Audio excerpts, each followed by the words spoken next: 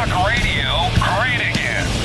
This is the War Room. How you like me now, Russian probe? How you like me now, Russian inquiry? How you like me now, Russian collusion?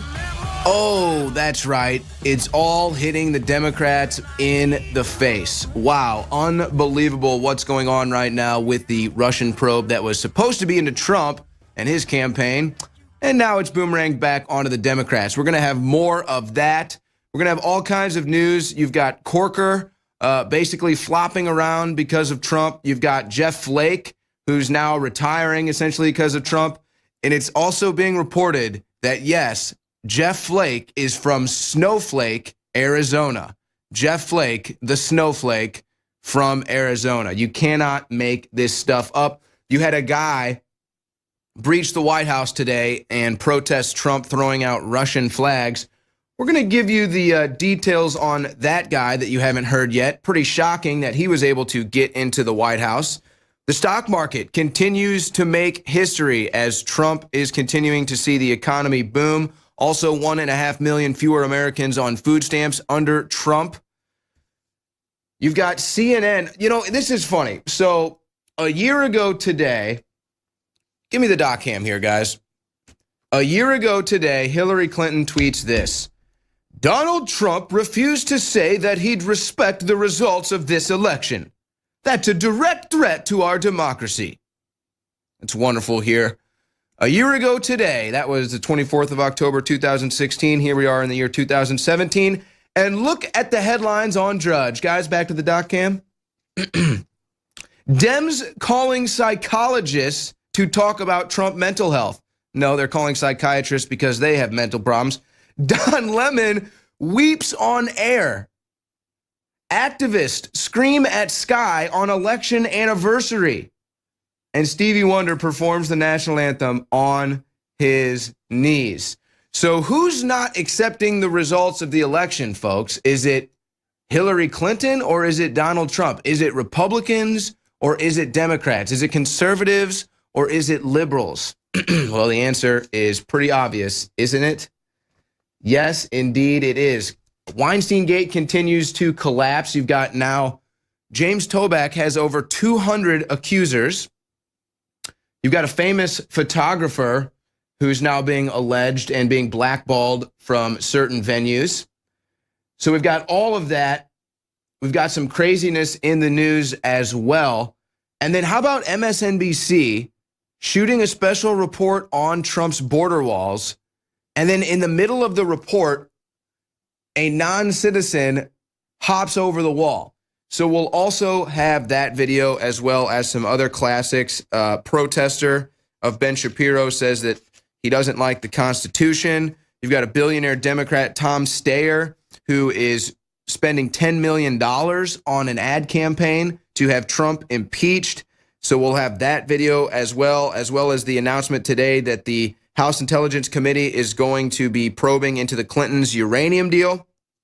And we'll show you the video of the protester that breached the White House and threw Russian flags on the ground, saying Trump is guilty of treason, as the Russian investigation, which produced nothing on Trump, is now falling back on the Democrats. But before we get to all of that, folks, in the first hour, you're going to have Roger Stone. You're going to have St. John Hunt. We're also going to have Jerome Corsi, and we're going to be talking about the release of the JFK files, what to expect from this.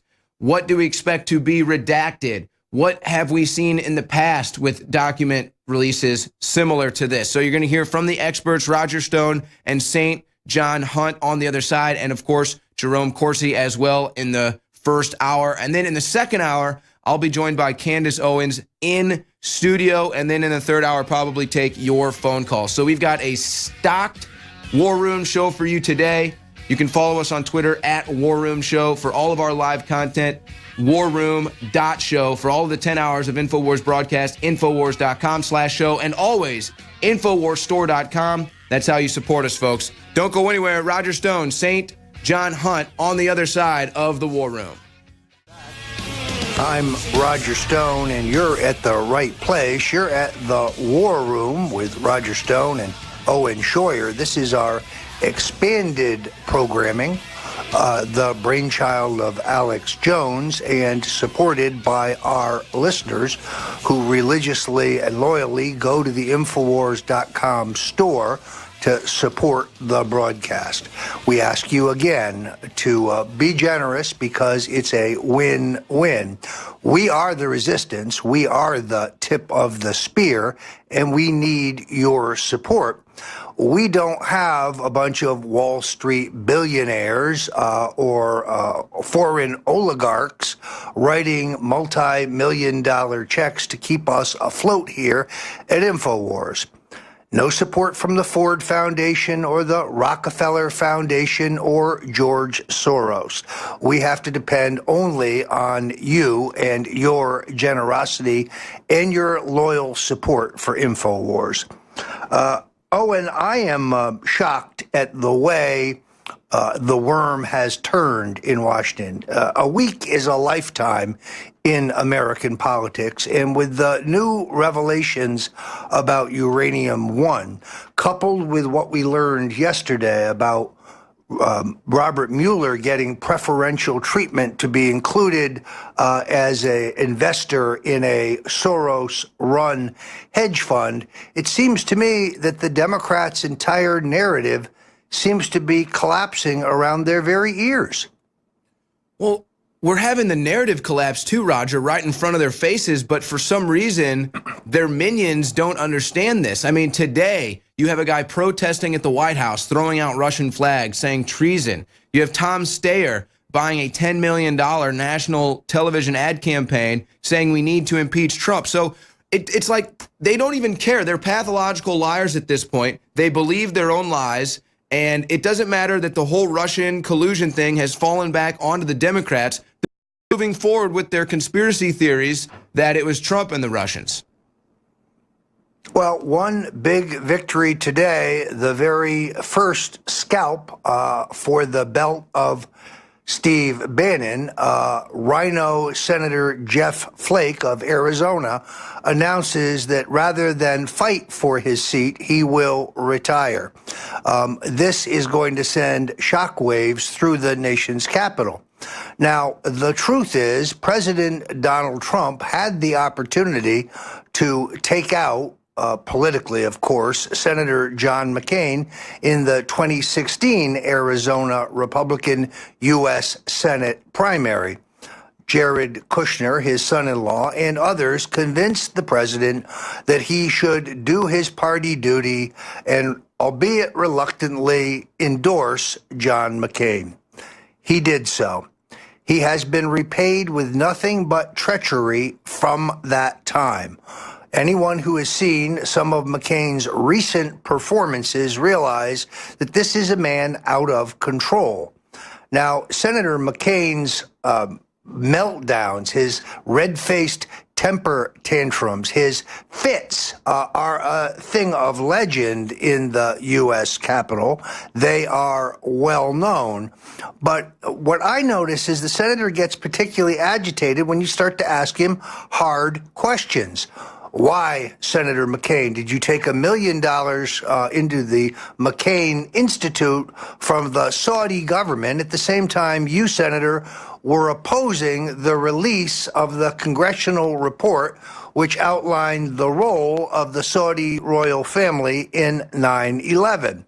Why, Senator McCain, did you meet with Oleg Deripaska, a oligarch and Russian money man who is particularly close to Vladimir Putin? As John Solomon with Circa News then reported, now of the Hill, the FBI warned McCain twice that Deripaska was a Russian agent, and McCain insisted on meeting with him anyway. So the mainstream media is right. There was a Republican presidential candidate in bed with Putin, soliciting money from Putin. Unfortunately, that was John McCain, not Donald Trump. So Mr. Flake has read the handwriting on the wall. hard-charging State Senator Kelly Ward, who ran a more than respectable race against McCain in 2016, is back for another challenge, and the first rhino has bitten the dust. How many others will look at the daunting challenge being put together by Mr. Bannon and others and decide that the easiest path may be retirement? There is no question that the special election in Alabama was the shot heard round the world. Here you had the candidate who was the closest to Trumpism, but not endorsed by the president himself, defeating the establishment candidate who was only reluctantly endorsed by the president. What does this show? Some would say it shows that the president's endorsement has no oomph, has no power. I think that's the wrong conclusion. What it shows us is that Trumpism is more powerful and popular than the president himself. In other words, people like Donald Trump not just for the man he is, but for the things he stands for. And therefore, this is the most powerful influence in the Republican Party today. I would not want to be a member of Congress, House, or Senate and be actively opposed by the president of my own party in the primary. But Donald Trump looks to me like a man who is preserving his options.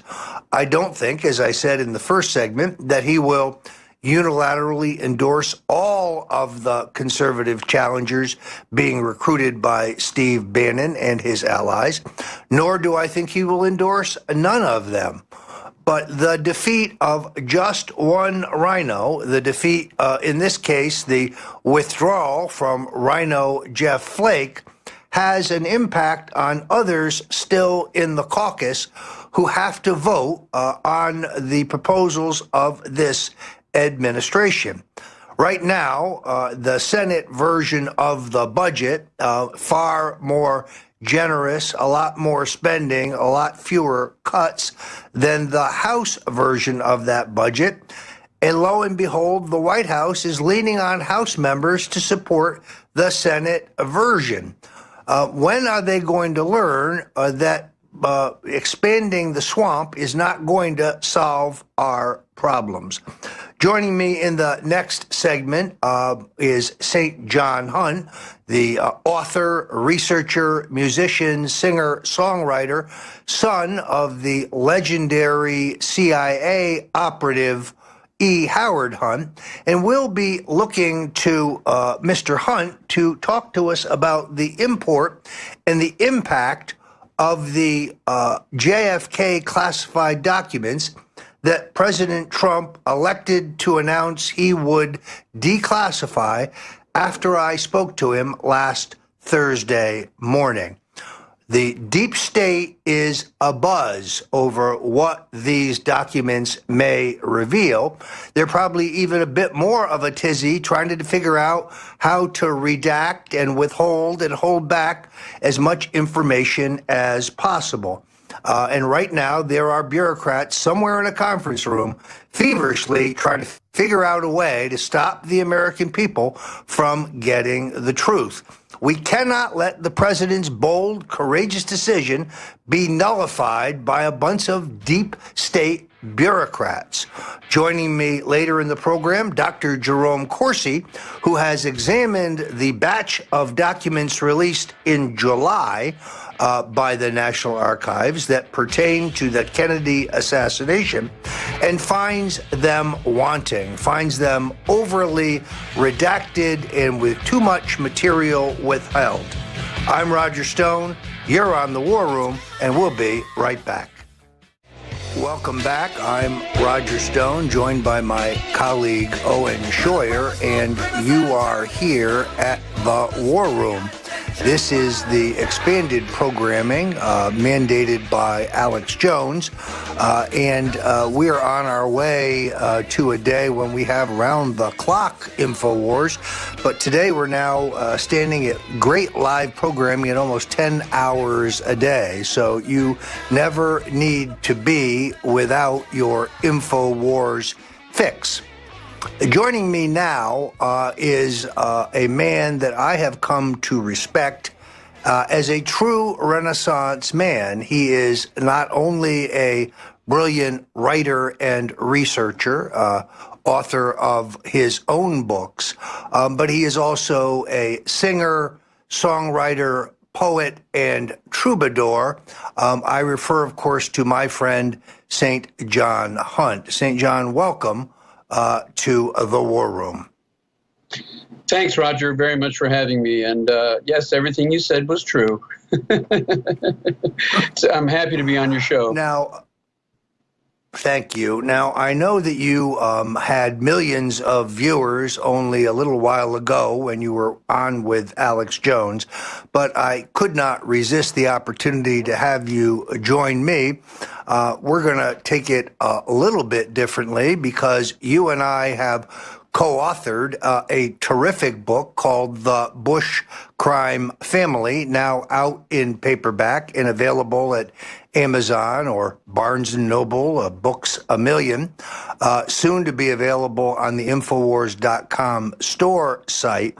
And this is the definitive biography of the entire Bush family. Many people are unaware of the fact that the family patriarch Prescott Bush made the initial family fortune by financing the armament of the Third Reich, by arming the Nazi war regime, and that federal regulators seized his bank, Union Bank, for treasonous activities during the run-up to the financing of Hitler's war machine.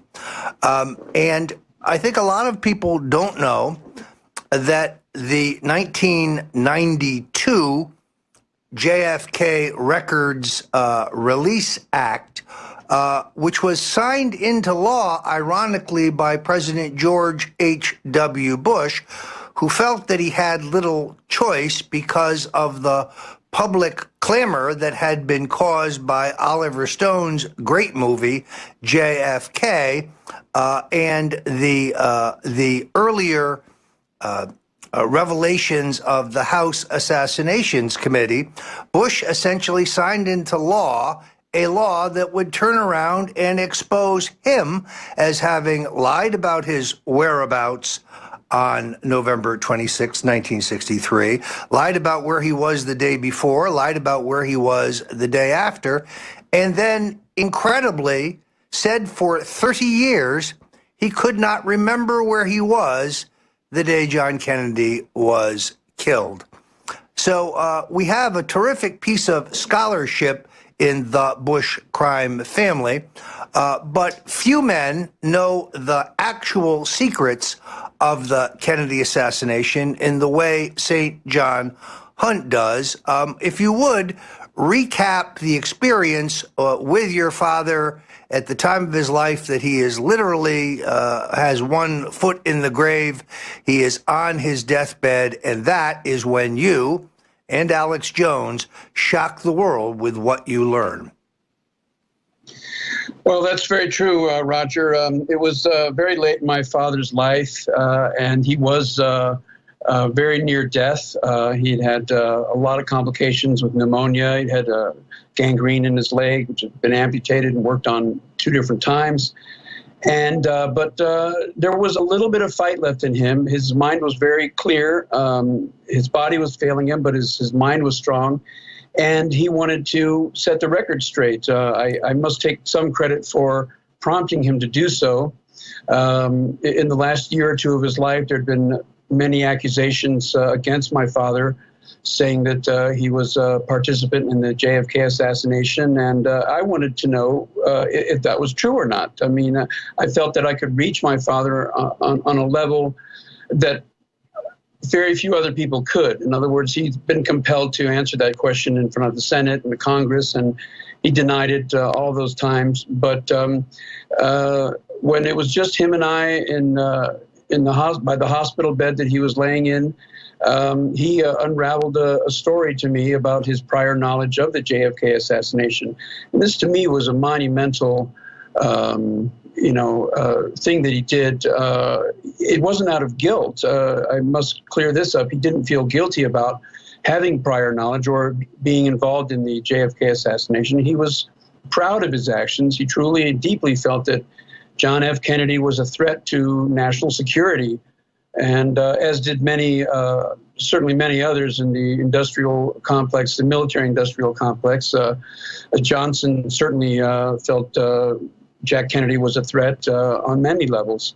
So he laid out this information, and we talked about a lot of things. We talked about some of the files that had been taken from him during Watergate, and his blackmailing of Richard Nixon, these information that he had that was just political dynamite, as Bob Woodward described in his book about the contents of his safe. So it was a very long and secretive process that my father and I embarked on to get to the root of the matter. And he passed away before the entire story could be told, but he did tell me enough, and I did as he wished, which was to release the information to the press as best as I could after he passed away. And within 2 months of his death, I succeeded in getting Rolling Stone magazine to unleash the information. Of course, it was passed up by the mainstream media. That was no surprise. But to those that want the truth and know the truth, I feel that my dad was very brave in revealing to me that he had prior knowledge and that he was involved, as he put it, a bench warmer in the assassination attempt. And that started the whole show for me, as far as trying to understand what the parameters of my father's responsibilities within the JFK assassination were. And I'm hoping with the release of these files in just a short amount of time, I think, Wednesday at midnight or Thursday at midnight, they have 400 pages on E. Howard Hunt. And I don't know if that's a lot compared to other persons in the files, but to me, I'm excited about seeing what's in those files. Because I think it was things in those files that my mother was taken to Chicago, which caused her death. So it's going to be very, very revealing to me, and I'm excited, but I'm nervous about it too. Well, for those of you who are not familiar, St. John's Hunt Dorothy, about his mother, kind of a companion book to his first book, which was really about his father and the effect of Watergate on his family. Dorothy is a terrific book. Welcome back. I'm Roger Stone. You're here at the War Room, and we're joined by the writer, researcher, troubadour, Renaissance man, St. John Hunt, who I confess right up front is one of my closest friends and a man that I greatly admire. St. John, I am interested in clearing up a little confusion. According to the Associated Press, the document dump mandated by President Donald Trump for full disclosure from the JFK assassination files is said to include your father's super secret diaries. Again, I'm quoting them. There is some belief that L. Patrick Gray, who was the FBI director briefly under Nixon at the height of the Watergate cover-up, burned documents, books that belonged to your father. And it was thought by some that those had been the legendary Hunt diaries. I now believe that what was burned during Watergate must have been an operational notebook for Watergate, and that the deepest secrets of E. Howard Hunt, the secrets that he pulled the curtain up on in his deathbed discussions with you may well be memorialized in these documents that the president has just ordered released. Yes, I agree with you, Roger. It's well known that L. Patrick Gray burned two tablets, notebooks that were taken from my father's personal safe in the old executive office building the day after the Watergate burglary team had been arrested by John Dean's orders and given to L. Patrick Gray, who kept them till Christmas that December, and then he burned them. Those were operational notebooks in regards to the various operations and missions that my father had undertaken in his role as the leader of the plumbers, the Special Investigation Unit for the White House, for Richard Nixon. But the real secretive stuff was, I believe, there was copies that my mother had, which would account for the tremendous pressure that Nixon felt that Hunt had over him. And you can hear President Nixon on the White House tapes ranting and raving about Hunt. He knows too much, and open that scab, and it's going to make a lot of people look bad. It's going to make the CIA look bad. It's going to blow open the whole Bay of Pigs thing, which in later volumes by Haldeman and by Woodward and Bernstein, it was a way that Richard Nixon referred to the JFK assassination. He referred to it as the Bay of Pigs thing, because it was all related to that. And I believe that in these files, we may just find what it was that my father had on Richard Nixon, which I believe was Richard Nixon's knowledge of the fact that many members of the anti-Castro assassination squad that my father was involved with and that Nixon approved during his tenure as vice president would come to light, would show that President Nixon was aware that these same assassins had turned their guns from Castro to President Kennedy, and I think that's the least of what we could hope to find in these files, if they are in fact the real files.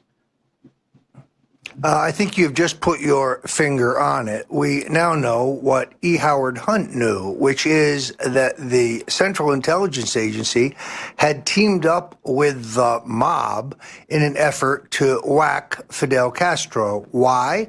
When Castro took power in Cuba, all of the known assets of the intelligence agencies were expelled. But because the organized crime families still owned casinos in operation in Cuba, they still had people on the ground, people who could collect intelligence about the Castro regime. There's no doubt whatsoever, as Vice President of the United States, that Richard Nixon green-lighted this effort put together by Robert Mayu, formerly of the FBI, and elements of organized crime, including Carlos Marcello, Sam Giancana, and others, to kill Fidel Castro. And the thought was that perhaps that some blowback was responsible for the resultant killing of John Kennedy. Now, in my book, The Making of the President, The Man Who Killed Kennedy, the case against LBJ, I argue that you had multiple institutions who had individual motives for the replacement of John Kennedy. The Central Intelligence Agency upset about the Bay of Pigs and the Cuban Missile Crisis. The organized crime upset because they had financed John Kennedy's election. But the Attorney General of the Kennedy administration, Robert Kennedy, was seeking to deport Carlos Marcello and Santo Trafficante in violation of a deal they felt they had made with Ambassador Joseph Kennedy when they gave him $1 million to aid in the election of Jack Kennedy. And then, of course, there's Big Texas Oil. They were unhappy about Kennedy's efforts to repeal the oil depletion allowance. E. Howard Hunt, it seems to me, told us two incredibly important things. One, the assassination was a CIA operation. He was on the ground there himself, although, as he put it, a backbencher. And the most important thing he told you, LBJ was running the show. That is, of course, the theme of my book, The Man Who Killed Kennedy. And I consider E. Howard Hunt one of the foremost authorities on what really happened that day. St. John, I thank you very much for joining us. I know that you had a great interview with Alex Jones. You are a great patriot, and just keep on writing. Thank you. Thank you so much, Roger. It's great to be being seen with you. All right. In our next interview here, I'm seeking to find Dr. Jerry Corsi. Dr. Corsi has written a spectacular book on the Kennedy assassination himself. He reached the same conclusion I did after years of research, that Lyndon Johnson had the motive, means, and opportunity, that there is eyewitness evidence and fingerprint evidence, as well as deep Texas politics, which ties him irrevocably to the murder of John Kennedy. It is Dr. Corsi who first expressed to me a concern that the deep state, now having been overruled by President Trump, who did not listen to their entreaties to simply put the release of these documents off for 25 years. It is Dr. Corsi's concern, I think a legitimate one, that the government will now seek to redact so much of this material and hold so much of it back that these files are worthless to researchers or those who are seeking the truth. Think of the public reaction, given the what I think has been favorable public impact of the president's decision to opt for transparency and for full disclosure. If the American people were to learn that the president's decision had simply been nullified through the back door, that government bureaucrats were now trying to block what the president had ordered. I'm Roger Stone. You're at the War Room. We're going to keep talking about the JFK assassination and what it is we hope to find from these newly released files. I'm Roger Stone, and you're on the War Room here at Infowars. Now I'm joined by my colleague, Dr. Jerome Corsi, who is the Washington Bureau Chief of Infowars. Dr. Corsi is one of the few men that I know who actually knew Senator John F. Kennedy. He has written his own brilliant book on the Kennedy assassination, which jibed with my own book. We both believe Lyndon Baines Johnson is a principal mover of the orchestrated effort to kill our president. And he has been following the National Archive issue and the release issues for some time. Dr. Corsi, welcome to the War Room. Roger, great to be with you. Thank you very much. I want to say to begin with, Roger, we just want to say, first of all, congratulations to you. This everybody should realize that had you not discussed the issue with Donald Trump, and of course, we've been working on this for months. You and I have talked about it repeatedly, but you finally did get the opportunity to explain to President Trump why this was so important. And I really want to extend you my personal gratitude. I'm sure millions of Americans that were going to get the president's approval to have these documents released. I think it's very critical that we see all the documents, and I think it's inexcusable that we've had to wait over 50 years while they've still remained, many of them, classified. Well, I appreciate your kind comments. As you know, no one tells Donald Trump what to do, but my 40-year experience with him is unbroken. When he has all of the information, he almost invariably makes a good decision. And he, in this case, ignored the pleas of the deep state to keep these documents secret for yet another 25 years. One can only assume that they do that because their methods and their actions have not changed since 1963. They would not look good in a balanced history of that dark chapter in our national tale. And today we have elements of the intelligence community leaking in violation of the law to undermine and destabilize President Trump. Now, you were the first one to point out to me that the next danger is for the deep state licking their wounds to redact and withhold so much of this material that what they are releasing becomes meaningless. Do you think that can really happen? Well, I'm hoping that President Trump is now aware of the issue. I'm sure you discussed it with him. And if the deep state does try to protect itself further to continue engaging in the same kinds of completely unconstitutional and criminal behavior that was the case in the Kennedy assassination, which I'm convinced was a combination CIA mafia plot with, as we both agree, Lyndon Johnson's full agreement. Lyndon Johnson was the one who benefited. It was a coup d'etat, and the American people have been lied to. If these documents come out in such a redacted form that they're useless, President Trump has the authority to go back and demand that the documents be released in an unredacted form. In fact, the entire document dump could be released in an unredacted form, which means you'd be able to read all the documents with names, dates, agencies, etc. And that's critical to really establishing what happened.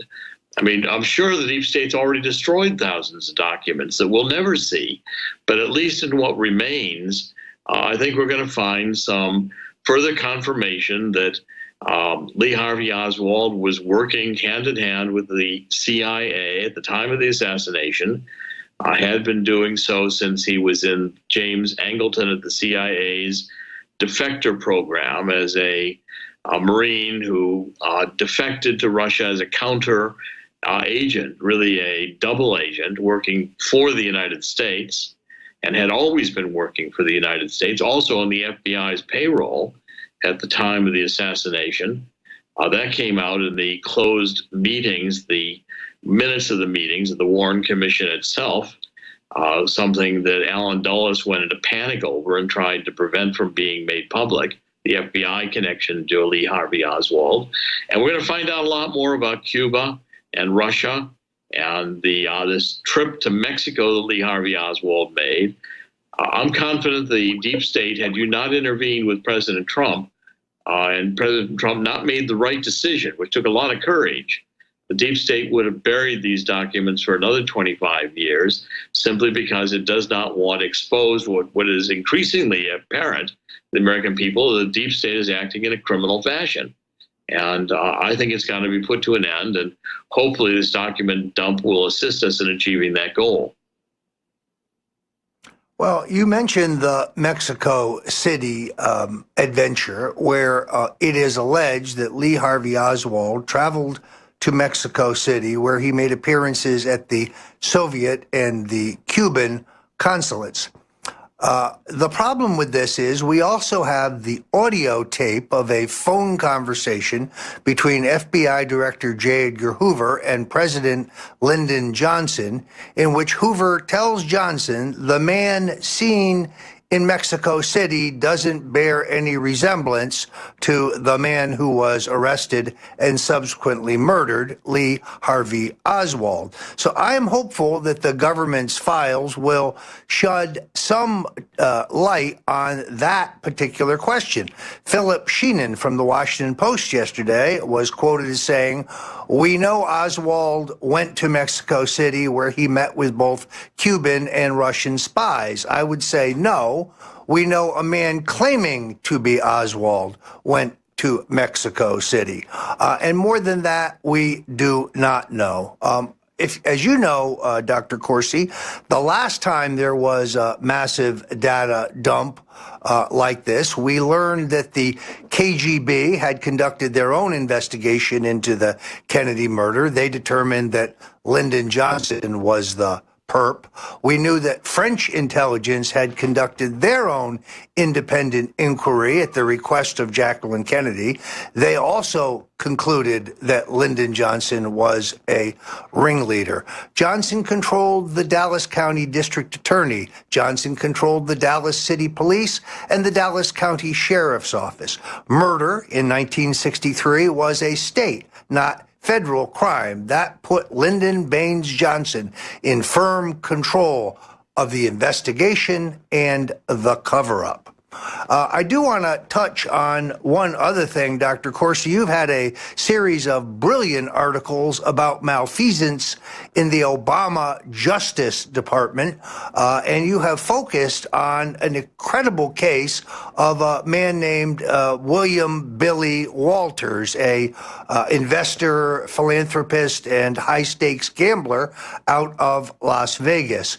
The reason your stories are important, and I think you said it to me first, if President Trump wants to know what's about to happen to him, you said, he merely needs to look at what just happened to William Walters. With about 2 minutes left, can you lay this out for us? Yes, and I'm going to be writing some more articles later this week and through next week on the Billy Walters case. Billy Walters was a very prominent businessman, an investor, a sports gambler, Las Vegas. He was investigated for insider trading, but the case was a complete setup. And it's really important because the court forced Pret Bharara, the U.S. attorney in the Southern District of New York, a prosecutor, to admit in writing in an unsealed and not redacted form that the FBI, as Agent Chavez, for 4 years had been leaking secret grand jury information to the press, including 2 years before Billy Walters was indicted. Now, this is completely criminal on the FBI's part. It's an indictment by newspaper, and it's the way, and by the way, Bharara is now consulting with Mueller. Mueller has hired one of Bharara's top prosecutors, and Donald Trump correctly has accused Mueller himself of leaking. This is the way the FBI, criminal malfeasance under the FBI, has been prosecuting cases, setting people up, not giving them a fair trial, leaking to the press, and Mueller is guilty. The pattern from Bharara in writing, admitting to the federal judge in the Billy Walters case, is the Rosetta Stone, which brings down Mueller and all the corrupt prosecutors under the Obama administration in the Department of Justice. So it's a vitally important case. Thank you very much, Dr. Jerry Corsi, the Washington Bureau Chief for Infowars. I'm Roger Stone. Victory or death.